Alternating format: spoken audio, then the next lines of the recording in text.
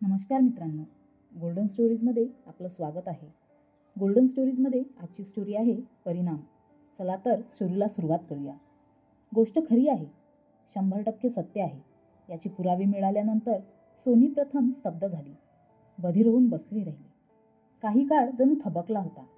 वाराही वाहायचा थांबला होता. पण थोड्याच वेळाने ती भानावर आली. एकदा आधी रोहनलाच विचारायला हवं, तिला मनात वाटलं. तो म्हणेल हे सगळं खोटं आहे. कदाचित सोनीनं त्याच्यावर संशय घेतला म्हणून तो संतापेल, रागावेल, अबोला धरेल. मग त्याला कसं समजवायचं, क्षमा मागायची, त्याचा राग रुसवा कसा घालवायचा, याची ही उजळणी तिच्या वेळामनात करून टाकली. पण तसं घडलंच नाही. रोहननं सत्य स्वीकारलंच, अगदी निसंकोचपणे, खरं तर निर्लज्जपणे. सोनीला वाटलं, आतापर्यंत ज्या घराला, संसाराला आपलं सर्वस्व समजत होती, तो फक्त काचेचा शोपीस होता. वाऱ्याचा झोत आला आणि तो फुटून त्याचे तुकडे तुकडे झाले. ते विखुरलेले काचेचे तुकडे आणि कण वेचताना मन रक्तबंबाळ झालं. त्यांच्या लग्नाला 10 वर्ष झाली होती आणि हे पहिलं भांडण त्यांच्यात झालं. नको असलेलं एखादं पृष्ठ अवचित उघडावं आणि कम्प्युटर हँग व्हावा असं काहीसं झालं. रोहनची वाक्य तिच्या मनावर खोलवर आघात करून गेली. रडता रडता ती त्याला दुष्ण देत होती. त्याला नको नको ते बोलत होती. रोहन अगदी शांतपणे ऐकून घेत तिला समजावण्याचा प्रयत्न करत होता. पण सोनी आता ऐकणार नव्हती. तशी ती काही गरीब गाय किंवा बिचारी वगैरे नव्हती.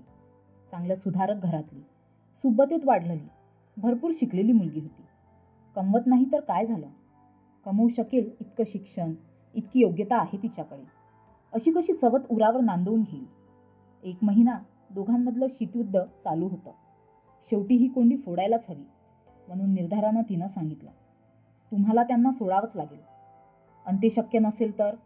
रोहननं शांतपणे विचारलं. तर मला वेगळं व्हावं लागेल. सोडू शकत नसाल तर मला? अनेक दिवसांपासून सोनीनं हा संवाद पाठ करून ठेवला होता. वेळ आली की ऐकवाचंच म्हणून. आता मात्र हे बोलताना तिचे डोळे भरून आले. रोहनला तेवढ्या तिला भावनिक बनवून गुंडाळायची संधी मिळाली. असं कसं सोडेन तुला? तुझ्यावर प्रेम आहेच माझं. आणि एकाच वेळी अनेकांवर प्रेम करणं शक्य आहे माणसाला. आईबाप नाही का 2 मुलांवर सारखंच प्रेम करतात? दोघांपैकी एक हीच तर अडचण होती ना. तुला ऐकायचं असेल तर नीट बस. मी कॉफी करून आणतो. त्याबरोबर तुला आवडणाऱ्या कुकीजही आणतो. सोनीचा संताप आता अनावर झाला. तिनं रोहनकडे एकदा आग ओकणाऱ्या डोळ्यांनी बघितलं आणि सरळ तोंड फिरवलं. एखाद्या मनोरंजक सिनेमाची गोष्ट ऐकल्याप्रमाणे मी हे सगळं ऐकून घेईन असं वाटलंच कसं तुम्हाला? तिनं तिरस्कारानं विचारलं. पण रोहननं तरीही कॉफी करून आणलीच. तो सांगू लागला, आम्ही तिघं कॉलेजात एकत्र होतो, एकमेकांचे बेस्ट फ्रेंड होतो. जेव्हा त्यांना दोघींना समजलं की त्या दोघीही माझ्यावर प्रेम करत आहेत, तेव्हा निर्णय त्यांनी माझ्यावर सोपवला. मी स्वतःच्या मनाचा कौल घेतला. तेव्हा मलाही एकूण परिस्थिती बरीच अवघड असल्याचं जाणवलं. मला दोघीही सारख्याच आवडत होत्या. मी त्यांना तसं सांगितलं. शेवटी निर्णय असा झाला की आता सगळं परिस्थितीवरच सोपवावं. मी माझ्या वडिलांचा एकुलता एक मुलगा, त्यांचा एवढा छान बिझनेस. मला घर सोडून जायचं नव्हतं. मी इथंच धंदा सांभाळणार होतो. आता योगायोग असा की रीता मुंबईला आणि सारा बँगलोरला स्थायिक झाली. या दोन्ही ठिकाणी धंद्याच्या निमित्तानं मला बरेचदा जावं लागतं.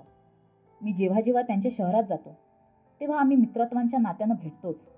मग गप्पा, भटकणं, विचारांची देवाणघेवाण, वादविवाद, खाणं पिणं सगळंच होतं. त्यात एक दिवस रोहननं कॉफीचा कप सोनी पुढे धरला. विचारलं, पुढे सांगू? कॉफीचा कप दूर सारत सोनीनं होकारार्थी मान डोलावली. एकदा माझ्या नेहमीच्या हॉटेलमध्ये रिनोव्हेशन चालू असल्यानं माझी राहण्याची पंचाईत झाली. रीताला हे कळलं तेव्हा ती मला तिच्या अपार्टमेंटमध्ये घेऊन गेली. वाटेत जोराचा पाऊस लागला. आम्ही दोघंही चिंब भिजलो होतो, गारठलो होतो, कारण रीताची गाडी वाटेत बंद पडली होती आणि टॅक्सी मिळत नव्हती. शेवटी एकदाची तिच्या घरी पोहोचलो. गरमागरम कॉफी घेत गप्पा मारता मारता आमची मैत्री दैहिक पातळीवर कशी आणि केव्हा पोहोचली ते आम्हाला कळलंच नाही. मैत्रीची मर्यादा ओलांडली गेली हे खरं. आम्ही तिघंही कोणतीही गोष्ट एकमेकांपासून कधीच लपवत नाही. साराला जेव्हा हे समजलं तेव्हा तिला वाटलं की मी आता रीताशी लग्न करून तिच्याशी कायमचे संबंध तोडीन. ती त्या दिवशी फारच उदास होती, सारखी रडत होती. मी तिला समजावत होतो, तुझ्याशिवाय मी जगूच शकत नाही, ती पुन्हा पुन्हा म्हणत होती. तिच्याशिवाय आयुष्याची कल्पना तर मलाही असह्य होती. तिची समजूत घालता घालता, मग केव्हा आम्ही एकमेकांच्या पुरे करा, ऐकवत नाहीये मला. सोनीचा संताप उफाळून आला. हे सगळं होतं तर माझ्याशी लग्न करून तुम्ही माझ्या आयुष्याचं का वाटोळं केलं? मला खरं तर लिव्ह इन रिलेशनशिपमध्ये राहायचं होतं, पण आईबाबांच्या हट्टापुढे मला नमावं लागलं. मी तुला बघायला गेलो नाही तर विष खाऊन जीव देईन अशी धमकी दिली होती आईनं मला. असंही वरवर म्हणाली होती की मुलगी आवडली नाही तर नकार दे म्हणून. पण तुला बघितल्यावर नकार देणं शक्य तरी होतं का? तू आयुष्यात येणं हे तर कोणत्याही पुरुषाचं भाग्यच ठरलं असतं. हीच गोष्ट अत्यंत रोमॅन्टिक पद्धतीनं रोहननं तिला आधीही सांगितली होती आणि प्रत्येक वेळी सोनी आनंदानं आणि अभिमानानं फुलून आली होती. आज मात्र कुत्सितपणे ती बोलली, मला बघून तुम्हाला वाटलं असेल बरी आहे घरगुती मुलगी, दिसायला तरुण आणि सुंदर आहे, आईवडिलांची सेवा करेल, घर सांभाळेल, नातलगांचं आदरातिथ्य करेल, पोरांना जन्माला घालेल, त्यांना सुसंस्कृत बनवेल, तुम्ही तृप्त, तुमचं कुटुंब, घरदार संतुष्ट. असं प्रकरण समजा तिला कळलंच तर ती जास्तीत जास्त काय करेल? रडेल, भेकेल आणि गप्प बसेल. डोळ्यातले अश्रू पुसून सोनीनं निश्चयी सुरात रोहनला ऐकवलं, पण मी इतकी गरीब बिचारीही नाहीये. मी पूर्णपणे तुम्हाला समर्पित होते अन आहे. प्रेम मी फक्त तुमच्यावर आणि तुमच्यावरच केलंय. त्यामुळेच तुम्ही पूर्णपणे माझे असाल. नाहीतर आवाज पुन्हा घशात अडकला. पुढे बोलवे ना. रोहनच्या अनुभवी वक्तृत्वानं पुन्हा सूत्र हातात घेतली. ठीक आहे, तुझी इच्छा असेल तर तसंच होईल. चूक माझी आहे, तेव्हा सहनही मीच करायला हवं. तुला जे हवं ते तुला मिळेल, पोटगी, मुलांची कस्टडी. पण रोहननं वाक्य अपूर्ण ठेवलं. काही क्षण तो गप्प राहिला. मग एक उसासा सोडून म्हणाला, तू अजून घराबाहेर पडली नाहीस, त्यामुळे एकट्या स्त्रीला काय सोसावं भोगावं लागतं याची कल्पना नाहीये तुला. उपाशी लांडगे लचके तोडतात बाहेरच्या जगात. रीता आणि सारासारख्या स्वावलंबी, हुशार, कर्तबगार स्त्रियांना सुद्धा भावनिक आधाराची गरज पडते. लाखो रुपये कमावतात त्या, पण त्या घरकाम स्वतःच करतात, कारण एकट्या स्त्रीला घरात नोकर ठेवणंही धोक्याचं वाटतं. शिवाय प्रश्न आपल्या मुलांचा आहे. त्यांना आपल्या दोघांची सवय आहे. दोघांपैकी एकाच बरोबर ती राहू शकतील का? त्यांच्यावर किती परिणाम होईल याचा विचार केला आहेस का? मुलांचा मुद्दा निघताच सोनी एकदम दचकली. जणू झोपेतून खडबडून जागी झाली. आतापर्यंत तिनं फक्त कस्टडीचा विचार केला होता.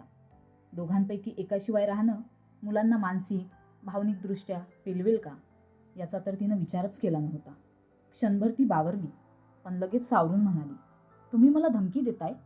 नाही, जे आयुष्य तू जगू बघते आहेस त्याचे परिणाम सांगतोय. का उगीच मोडते आहेस इतका चांगला मांडलेला संसार? रोहननं काळजाला हात घालत विचारलं. एकटीनं बसून तिनं काल घडलेल्या गोष्टीचा विचार केला. एकूण परिणाम काय झाला? तिच्या लक्षात आलं की रोहनच्या आवाजात नम्रता होती, सहानुभूती होती, प्रेमही होतं, पण घडलेल्या गोष्टीचा पश्चाताप नव्हता. स्वतःची चूक घडली हे त्याला मान्य नव्हतं. त्यानं एकदाही क्षमा मागितली नाही. तो जे करतोय ते केवळ अनैतिकच नाही तर पाप आणि गुन्हा आहे हे त्याला सोनी समजावू शकली नव्हती. बायको असाध्य रोगानं अंथरुणाला खिळली असेल किंवा शरीरसुख द्यायला असमर्थ असेल तर दुसऱ्या स्त्रीशी संबंध एक वेळ समजू शकतो, पण तसं काहीच नव्हतं. खरं तर तिनं ठरवलं होतं की रोहनला स्पष्टच विचारेल. इतकी साधी सोपी गोष्ट होती तर लग्नाच्या आधीच का सांगितलं नाहीस? पण हे ती बोलूच शकली नाही. उलट रोहननंच चतुराईने तिला सांगून टाकलं की तो तिलाही सोडणार नाहीये. संसार मोडला तर जबाबदार सोनी असणार आहे. तो तिला पैसा अडका देऊन स्वतःला मोकळंच ठेवेल आणि संसार मोडला नाही तर जे चाललंय त्यासाठी सोनीची स्वीकृती आहे असंच मानलं जाईल.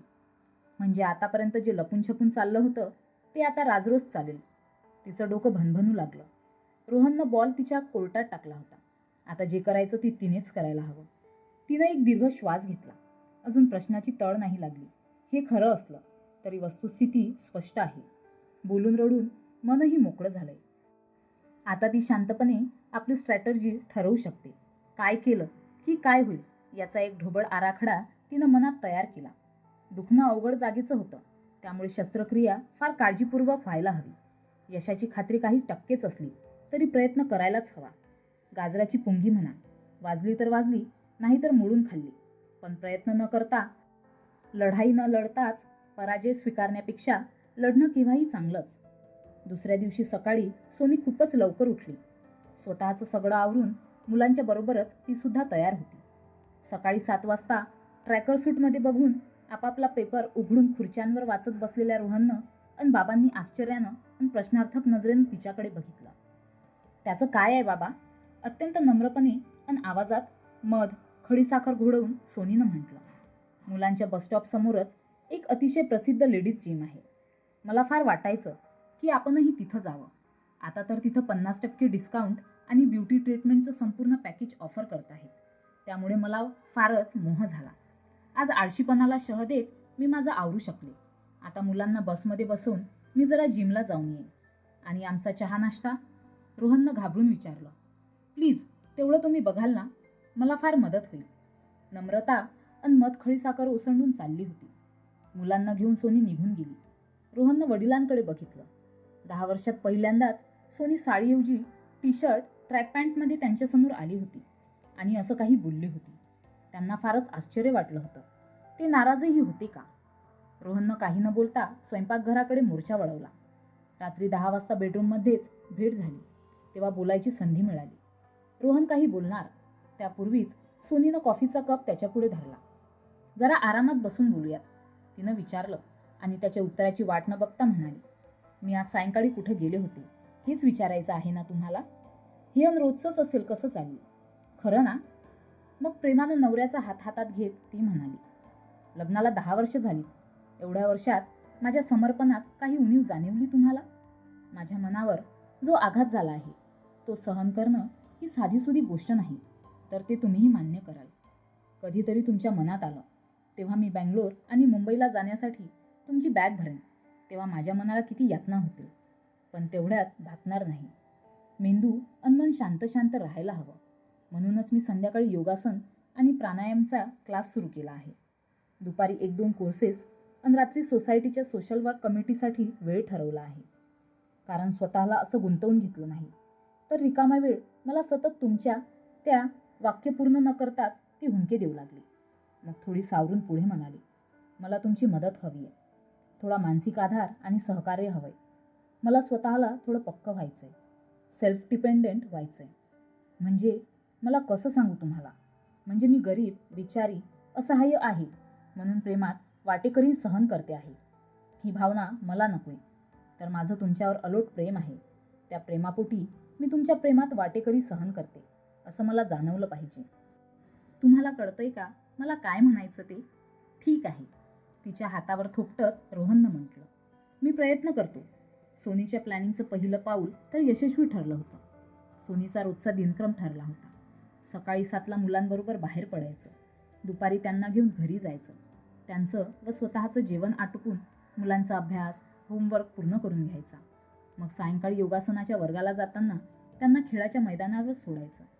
खेळून पोहून मुलं दमून आल्यावर त्यांना खायला घालायचं. मग थोडा वेळ मुलं TV बघत बसायची. तेवढ्या वेळात सोनीकडे गरीब मुलं शिकायला, ट्युशनला यायची. सोनीची नणंद अनन्या गावातच दिलेली होती. सोनीचे आणि तिचे संबंध खूपच प्रेमाचे आणि मैत्रीचे होते. ती नोकरी करायची. त्यामुळे तिच्या मुलांना ती आजोळी म्हणजे सोनीकडेच सोडायची. आजी आजोबा मुलांना थोडा वेळ घ्यायचे, पण दिवसभर त्यांचं खाणं पिणं, कपडे बदलणे, खेळायला नेणं वगैरे सर्व सोनी करायची. घरात कामासाठी मोलकरीण होती. स्वयंपाकघर मात्र पूर्णपणे सोनी बघायची. मुलांना नेणं, आणणं वगैरे सोनीच सांभाळायची. कारण ती उत्तम गाडी चालवायची. पूर्ण वेळ घरात राहून संपूर्ण घर व्यवस्थितपणे सांभाळणारी सोनी जेव्हा दिवसभर घराबाहेर राहू लागली तेव्हा घरात गडबड, गोंधळ, अव्यवस्था हे सर्व होणारच होतं. स्वयंपाकाला आता बाई ठेवली गेली होती. तिच्या हातचा बेचव स्वयंपाक आणि स्वतःच चहापाणी, ब्रेकफास्ट वगैरे बघावं लागत असल्यानं आई बाबाही चिडचिडे झाले होते. सोनीचं वागणं, तिचं घराकडे दुर्लक्ष करणं यामुळे घरातला ताणतणाव वाढला होता. रोहनच्या संतापावर सोनीनं अश्रुरूपी पाणी ओतून आपली बाजू बळकट केली होती. आज रविवार होता. सोनी आणि मुलं सकाळीच आवरून कुठंतरी निघून गेली होती. अनन्या व जावई बापू जेवायला येणार होती आणि स्वयंपाकघरात 4 चांगले पदार्थ करताना आईंची दमछाक झाली होती. त्यातच सोनीनं अनन्याच्या मुलांना दुपारी पाळणाघरात ठेवण्याचा विषय काढून आगीत तेल ओतलं होतं. रात्री 10 वाजता सोनी घरी आली तेव्हा बॉम्बस्फोट होणार हे नक्की होतं. मुलांना सोनीनं खोलीत जायला सांगितलं. रोहन श्वास रोखून वाट बघत होता. सासू सुनेंच्या भांडणात कुणाला न्याय देता येतो याचा विचार करत होता. सोनीनं सरळ खुर्चीवर बसलेल्या सासूच्या पायाशी भस्कन बसली आणि त्यांच्या मांडीवर डोकं ठेवून ती रडू लागली. आई, तुम्हाला काय सांगू, हल्ली हे माझ्याशी फार वाईट वागतात. त्यांच्याबरोबर काम करणाऱ्या त्यांच्या स्मार्ट स्त्री सहकाऱ्यांशी माझी तुलना करतात. म्हणतात त्या एकट्यानं सगळं मॅनेज करतात आणि तुला काहीही करता येत नाही. त्यांची सारा नावाची मैत्रीण व सहकारी कमालेची फिगर कॉन्शियस आहे, तर रितू सुंदर आणि स्मार्ट आहे. हे म्हणतात त्यांच्याकडून शिक काहीतरी.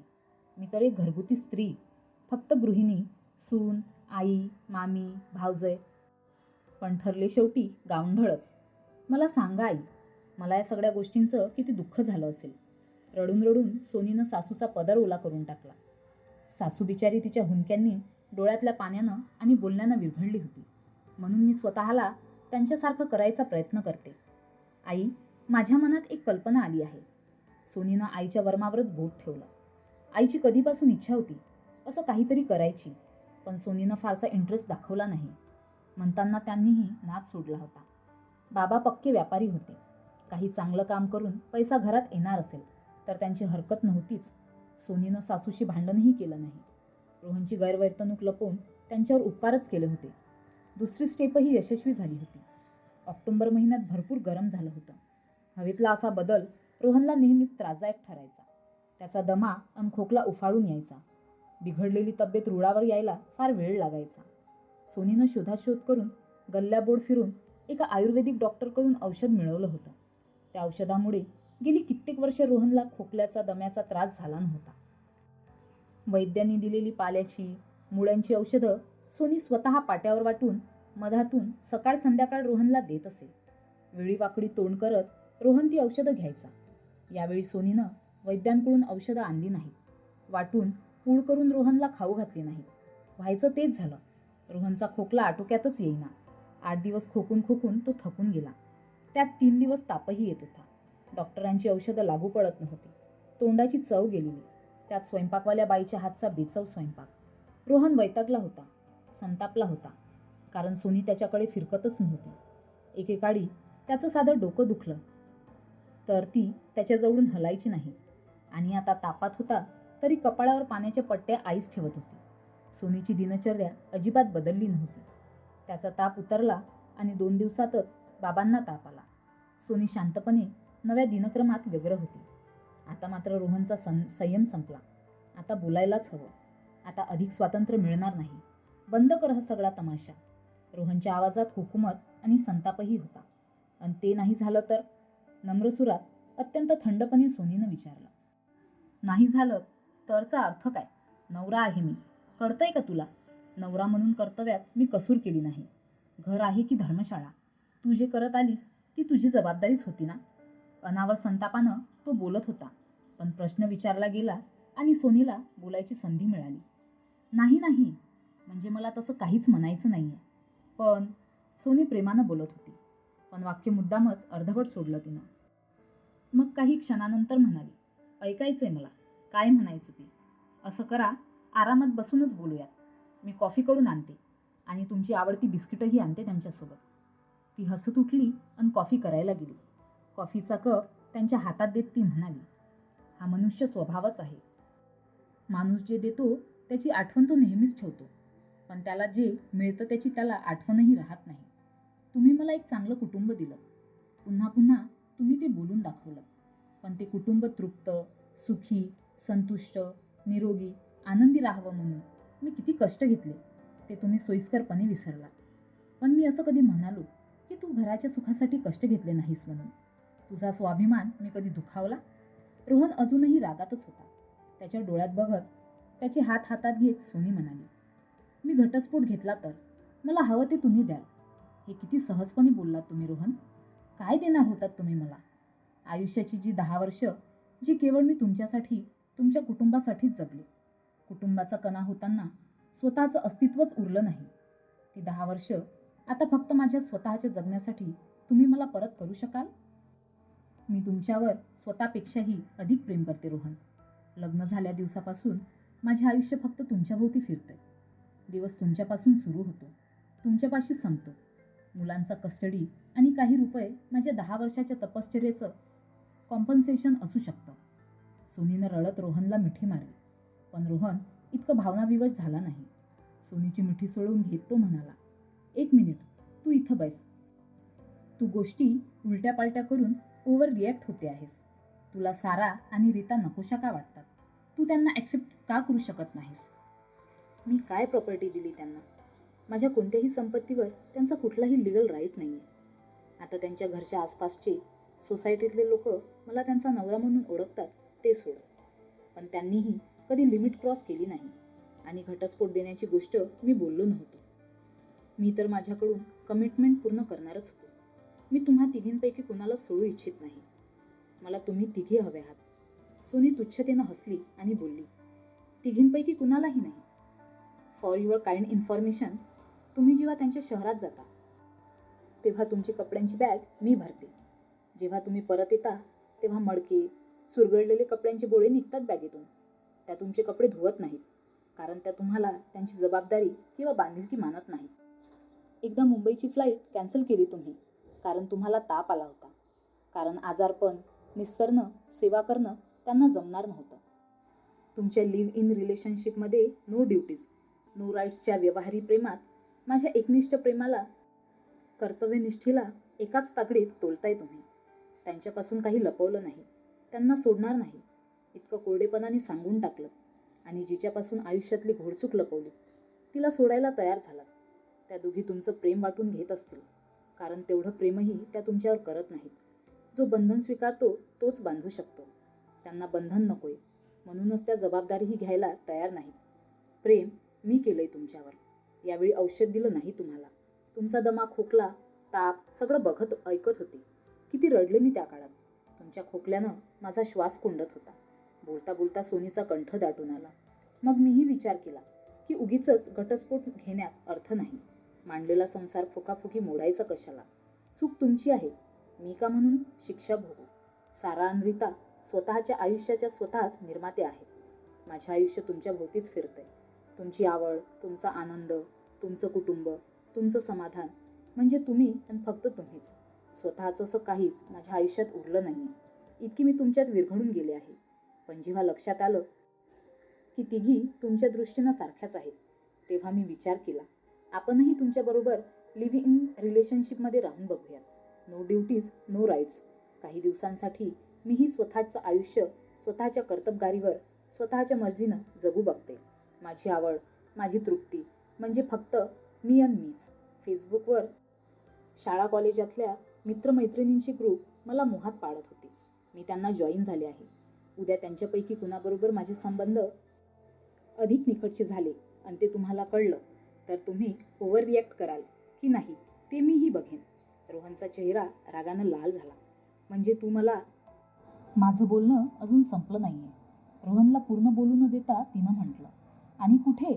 दोघांपैकी केवळ एकमेकांसोबत राहणं त्यांना त्रासदायक होईल हे तुम्हीच ठरवून टाकलं. पण खरी गोष्ट त्यांना समजली तर त्यांच्या मनावर काय परिणाम होईल याचा विचार नाही केलात. आईवडील मुलांचे रोल मॉडेल असतात. त्यांच्या त्या कल्पनेला धक्का लागला तर 2 गोष्टी घडतात. एकतर मुलं फ्रस्ट्रेट होतात, डिप्रेस होतात, नाहीतर त्यांच्याच प्रमाणे वागू लागतात. तुमची करिअर माइंडेड मुलगी उद्या तुम्हाला म्हणाली की आईच्या आयुष्यापेक्षा मला स्वतंत्र, स्वावलंबी आणि मुक्त असं सारा किंवा रीताचं आयुष्यच आवडतं. मी नोकरी करेन पण लग्न न करता अमक्या तमक्याबरोबर लिव्ह इन रिलेशनशिपमध्ये राहीन, तर तुम्हाला ते झेपेल का? किंवा तुमचा मुलगा सून न आणता? रोहन खरोखर हादरला. हा विचार त्याच्या मनात आलाच नव्हता. फक्त आपलं निरपराधित्व सिद्ध करण्याच्या नादात तो हा पैलू विसरलाच होता. तरी त्याने संतापून विचारलं, मला धमकी देते आहेस का? नाही, अजिबात नाही. फक्त जे आयुष्य तुम्ही जगताय त्याचे परिणाम सांगते. मी तुम्हाला विनवते आहे, आपला सुखाचा संसार उगाच हट्टापायी मोडू नका. जे घडलं ते तिथंच सोडायची तयारी असेल तर मीही सर्व विसरायला तयार आहे. कारण माझं मन, माझं शरीर, माझा आत्मा सगळ्यात तुम्हीच आहात. मी तुमच्याहून वेगळी नाही आहे. पण जर त्यांना सोडणं तुम्हाला जमणार नसेल तर संसार मीही मोडणार नाही. पण उगीचच त्याला ठिगळं लावत बसायला मलाही जमणार नाही. स्वतंत्रपणे जगणं मला आवडते, जमतंही आहे. काय? रोहनच्या हातावर थोपटून सोनीनं आपलं बोलणं पूर्ण झाल्याचं सूचित केलं आणि दिवा मालवून ती शांतपणे झोपून गेली. आता बॉल रोहनच्या कोर्टात होता. निर्णय त्याला घ्यायचा होता. नेहमीची वाक्यटुता आज कामी आली नव्हती. परिणामाचं गांभीर्य लक्षात आलं होतं. तर मित्रांनो, तुम्हाला ही स्टोरी कशी वाटली कमेंट करून सांगा. अशाच नवनवीन स्टोरीसाठी व्हिडिओला लाईक करा, शेअर करा आणि चॅनलला नक्की सबस्क्राईब करा. धन्यवाद.